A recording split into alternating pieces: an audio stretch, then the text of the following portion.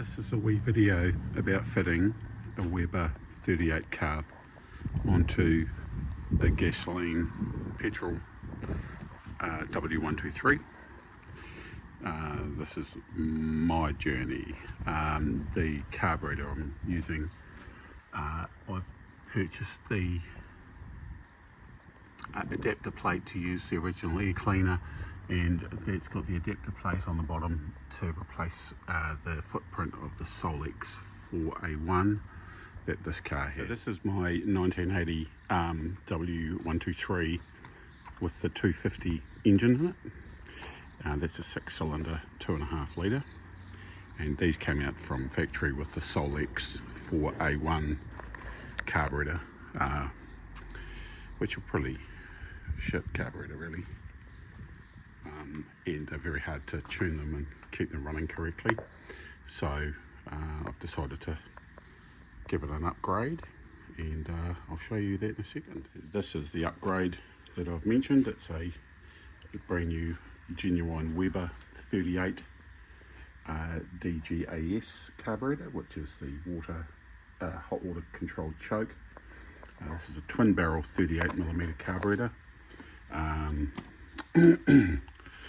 There's the two barrels there, and this with a couple of adapter plates will fit onto the W123, and apparently are very good at turning them into actually a really nice car.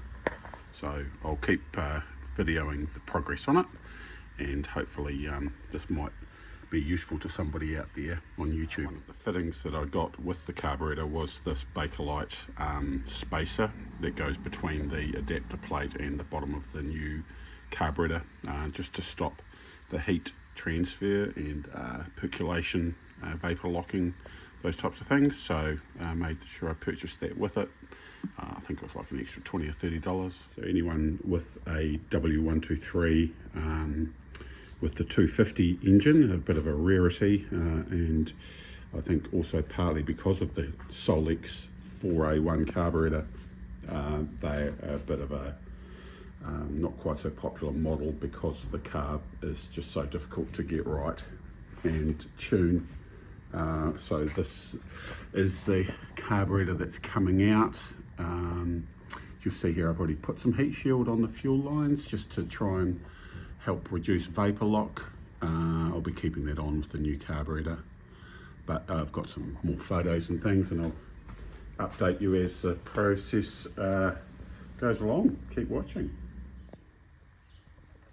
So one of the things when you're installing a new carburetor, particularly in this case a Weber 38, is that prior to installing the carb, you need to make sure that these two butterfly valves are fully closed when there's no throttle, and what that does is prevents these secondary jets being exposed to vacuum.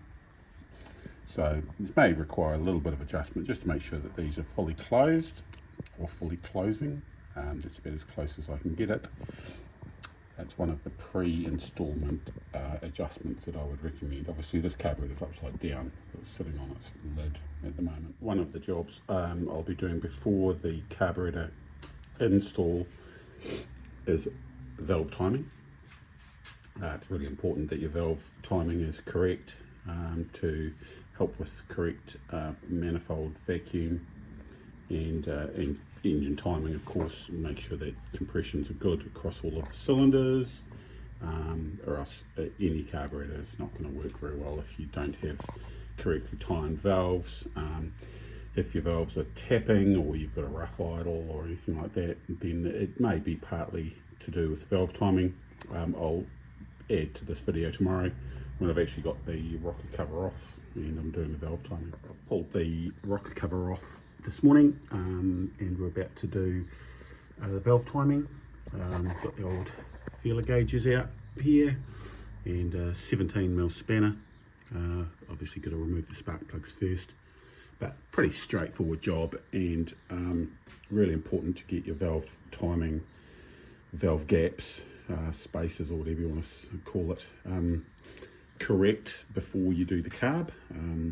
just so that you know that you've got proper manifold vacuum and everything. You're not getting any compression lost past the past badly spaced valves. So probably not strictly necessary, but my valves were a little bit tappy anyway, so I thought while I'm waiting for the carburetor parts to show up that I would do the valve timing just as part of the job. This box had just arrived from the UK this morning. This has got a couple of fittings in it, which will help with the adaptation from the old Solex carburetor to the new Weber carburetor on my Merc. I'll show you what's in the box in just a second. Right, so we have a couple of linkage parts, a couple of the little, I guess you'd call them knuckles for linkage parts to click onto. This here is a Weber throttle connection, so this goes on to the Weber carb and connect a linkage to that if necessary. In the box here we have this here is the air filter adapter. So this will attach onto the top of the Weber carb, just fits over those that gap there, and then the circle, this is what the air filter hat sits down onto, screws onto. And then of course we have the actual adapter itself. This is the Solex to Weber adapter plate. I'll take this out of the packet in a second. Go. This is the adapter plate again, so you can see where the new carburetor fits on these 4 holes here. There's obviously some fittings there to mount it onto the old intake manifold, and that part up in the corner here I think is for a linkage adapter to screw onto, so this will be very, very handy stuff. This is what it looks like at the moment. There will, I've got a spacer coming for between the bottom of the carburetor and the adapter plate there, just to free up and allow all of the throttle linkage parts to move, because it won't work if it's sitting on there like that, it's too close. Similarly on the top here, I've noticed that the casting along this top edge here will just need to be machined out, just ground back a little bit. You can just see it's got a bit of a kind of a not quite a straight line in there, so I'll just cut that back, and so it'll fit onto there nicely. Very easy job, so I'm pretty happy with those. Both of those parts are obviously crucial to make this whole thing work. So this needed to be just machined out a little bit in order to make it fit on top of the Weber carb, but as you can see, now fits beautifully. And I've also put a phenolic spacer down in between the adapter plate and the carburetor, just hopefully to help prevent any heat sink or percolation. With those parts in place, now the throttle linkages move to their full extent and there's no binding. So we're getting closer to fitting this onto the car. A few little final touches, and I want to put some gasket seal between these surfaces just to prevent any false air leaking in. And the same down here, I've got a couple of paper gaskets which I'll probably use. Funny enough, I brought in these spacer blocks as well, which I probably won't end up using actually. It might have been a bit of a waste of money. But this one here's got a manifold vacuum intake thing. But anyway, probably won't use those unless I need to.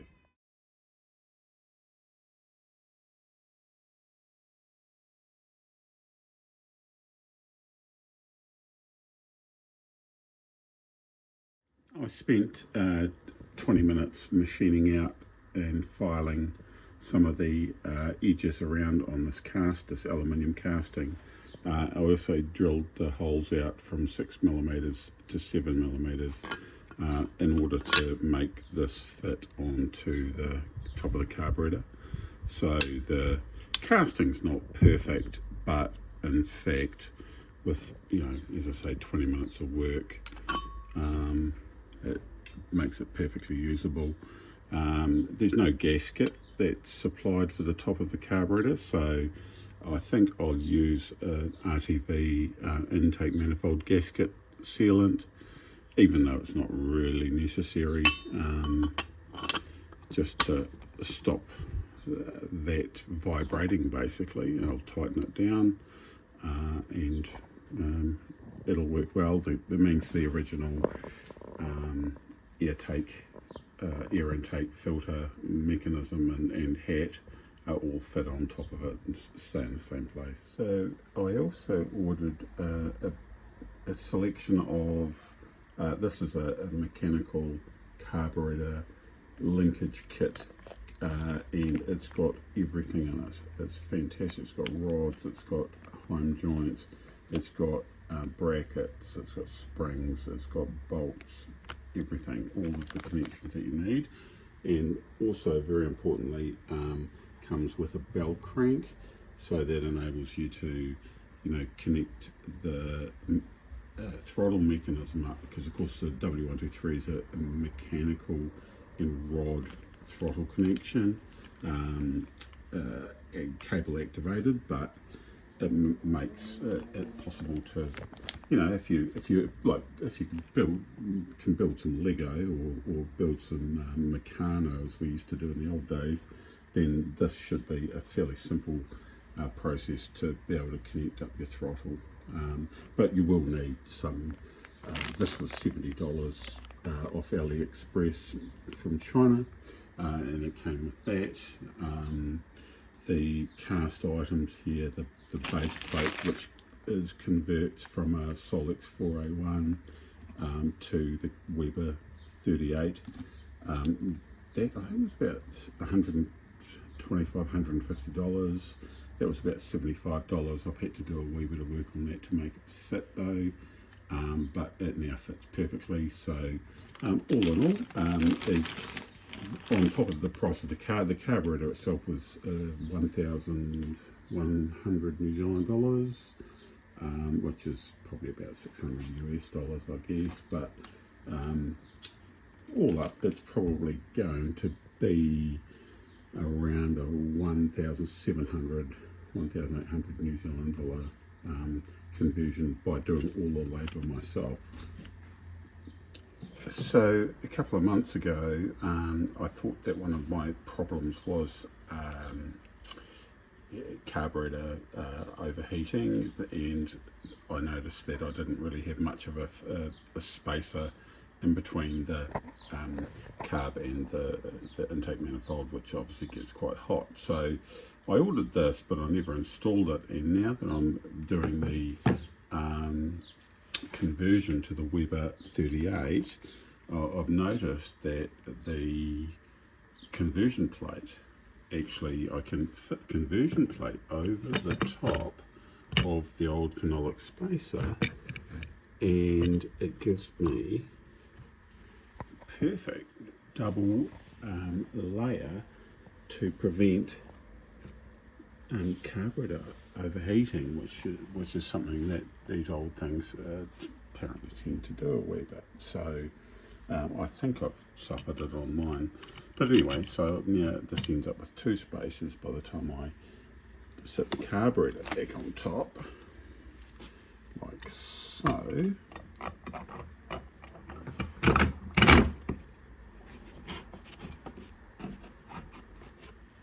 Kinda, look at that. There we go. Almost ready to go in. Just I need to work on the throttle linkage connections.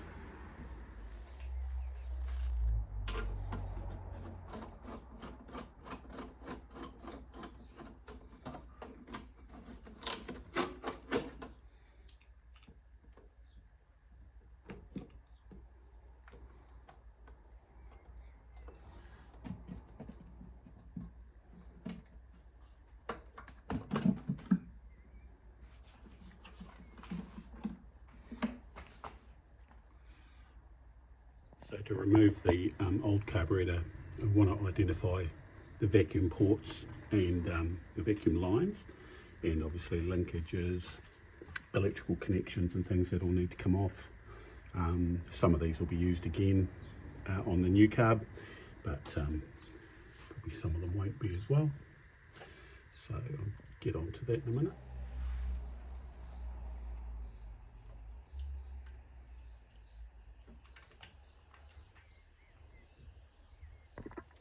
So this is the hot water line that operates the choke. I'll take that out. Need to make sure that those hose sizes fit the Weber carb. Tight.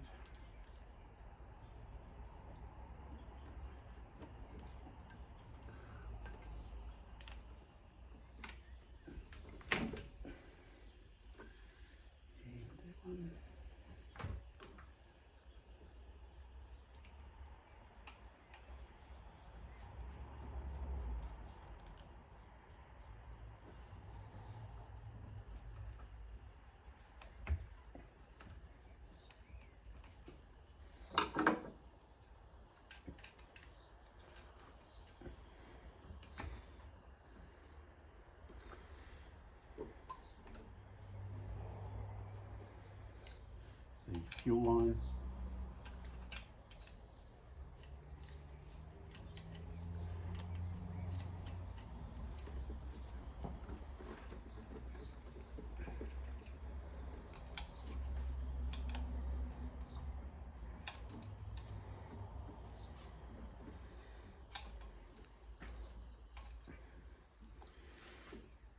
Quite tight.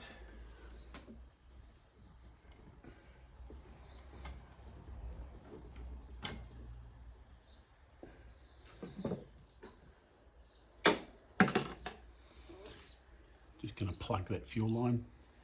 Over the back of the carb here is another hot water connection for the choke. So we're going to remove that.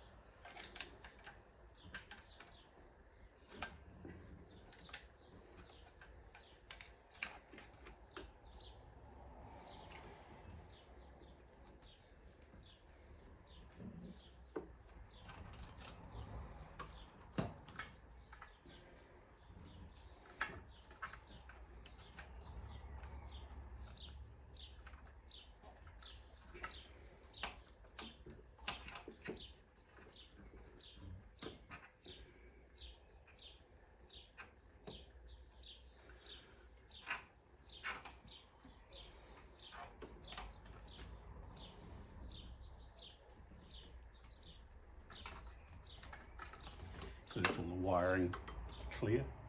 We've got the fuel shutter solenoids. I've got this thing up here which I think is something to do with the choke, and that's the electric choke wire. So they're all disconnected. I've got all of the vacuum ports disconnected now. Linkage, throttle linkage is disconnected. Just take this return fuel line off. Off. There we go. I think it's ready to come out.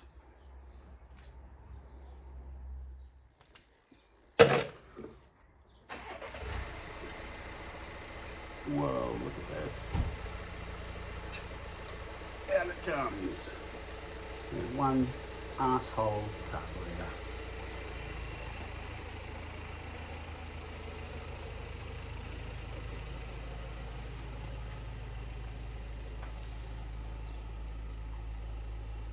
Wow, here we go. That's what we've got left. So I need to pull these studs out. And that off, give it a clean up. Shit.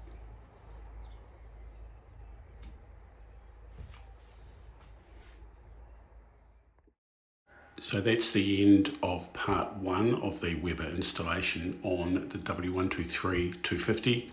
Keep watching, like and subscribe, and you'll get notified when parts 2, 3 and 4 are released, which will include the tuning and running of the carburetor, and hopefully, seeing what the difference in the performance is with the carb installed. So thanks for watching. Like I say, give us a thumbs up, really helps, and we will look forward to showing you the next video soon.